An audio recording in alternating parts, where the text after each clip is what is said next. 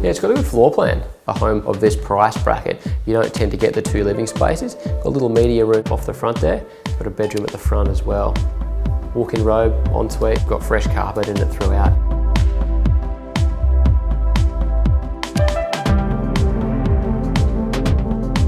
Well, it's perfect for investors.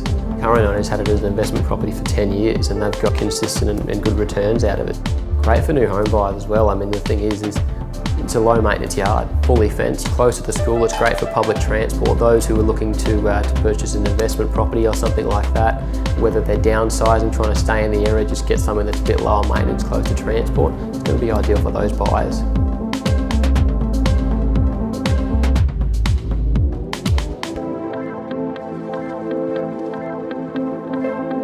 It's ready to go, it's ready to move in. If you're interested, give me a call. I'd love to take you for a private inspection or show you through the open home.